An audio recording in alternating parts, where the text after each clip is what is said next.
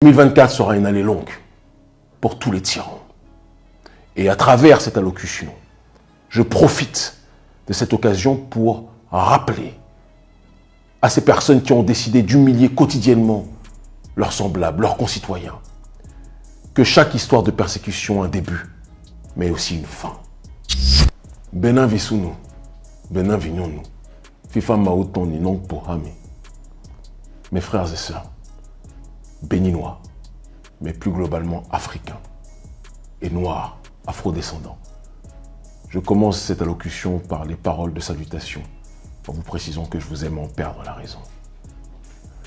Cette année a été une année mouvementée, une année pleine de basculements, une année pleine de tentatives émanant de l'ennemi, de déstabilisation. Mais malgré tout, nous avons transcendé les obstacles et nous avons transformé les murs en tremplin. Le Niger a été l'un des plus grands symboles de la résistance panafricaniste. Kémy Séba est au Niger pour soutenir les militaires auteurs du coup d'État. L'activiste franco-béninois, un des chantres de la croisade anti-occidentale, s'est exprimé jeudi devant des milliers de personnes à Niamey. Son discours a été un véritable réquisitoire contre la France, accusée de vouloir stopper le processus révolutionnaire en cours dans le pays. Chaque peuple a le droit de goûter à la liberté. Chaque peuple a le droit de goûter à l'indépendance. Chaque peuple a le droit de retrouver sa dignité. Et si la France ne veut pas permettre aux Africains de respirer, nous allons la forcer à nous écouter. En effet, à cette occasion, alors que la CEDEAO, habitée et matérialisée par ces tyrans, autocrates à la tête de nos États, voulu humilier le peuple nigérien et à travers lui, le peuple africain, la jeunesse africaine et le mouvement panafricaniste que nous dirigeons avec quelques autres frères et sœurs valeureux, a réussi plus que jamais à renverser la tendance et à isoler les autocrates qui se croyaient majoritaires dans la sous-région.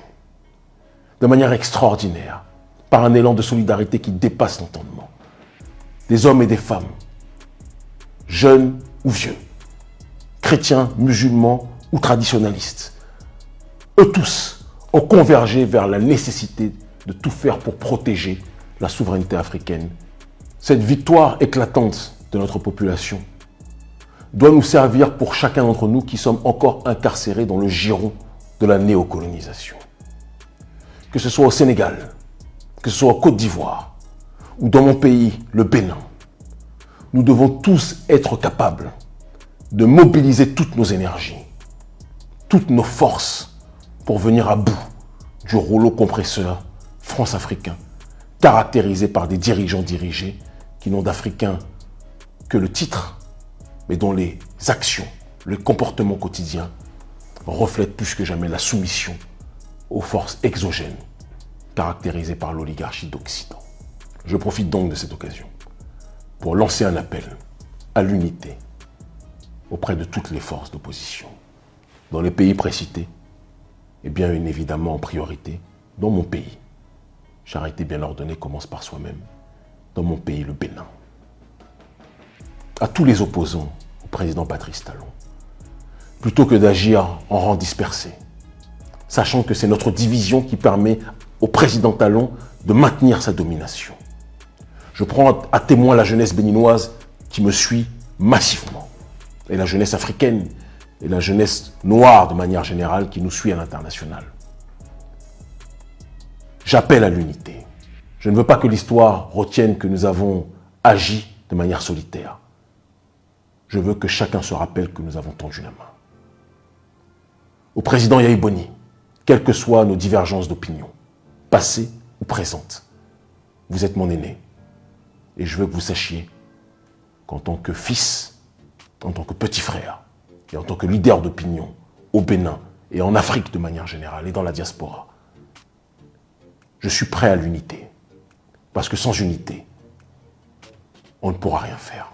J'ai une pensée pour Rekia Madougou, dont tout le monde sait que je n'ai pas été forcément toujours aligné, et jusqu'à aujourd'hui, je peux avoir des différences politiques avec elle, évidentes. Une pensée pour Joël Aïvo, et pour tous les autres prisonniers politiques au Bénin. Je lance un appel à la famille Soglo, quelles que soient les différences et les divergences d'opinion.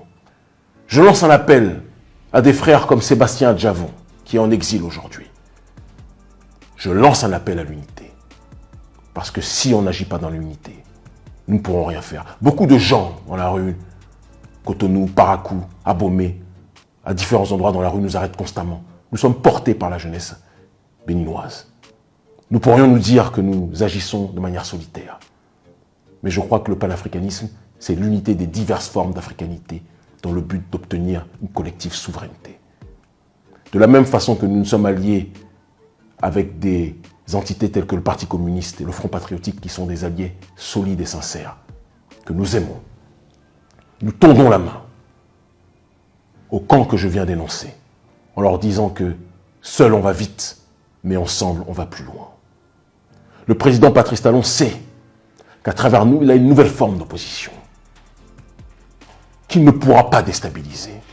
Nous sommes solides sous nos appuis, nous avons des appuis à l'international qui sont opposés à l'impérialisme occidental. Et nous avons surtout, en priorité, l'appui de nos ancêtres méritants. L'appui d'une jeunesse africaine décomplexée, qui ne veut plus la soumission, qui ne veut plus la corruption, qui ne veut plus l'humiliation.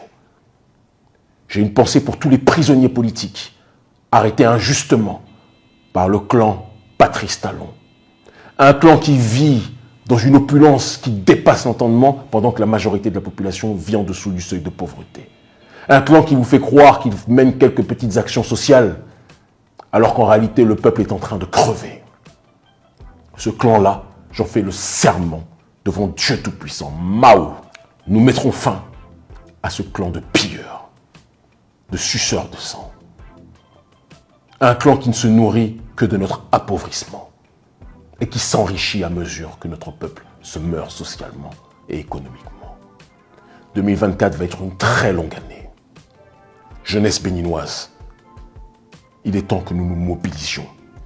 Au-delà des messages innombrables que nous recevons sur les réseaux sociaux, au-delà de tous les selfies que nous faisons constamment dans les rues, toutes les 5 minutes, au Bénin ou ailleurs, il est temps que nous organisions la résistance citoyenne, non violente. Je ne crois pas en la violence. Je crois en la violence de la vérité. Et je crois que c'est la force de motricité et la solidarité de la population qui permettra de mettre fin à la tyrannie de nos dirigeants. Je vous aime en crever. Je vous aime en perdre la raison. Vous êtes la raison d'être de ma mission. Ensemble, nous vaincrons.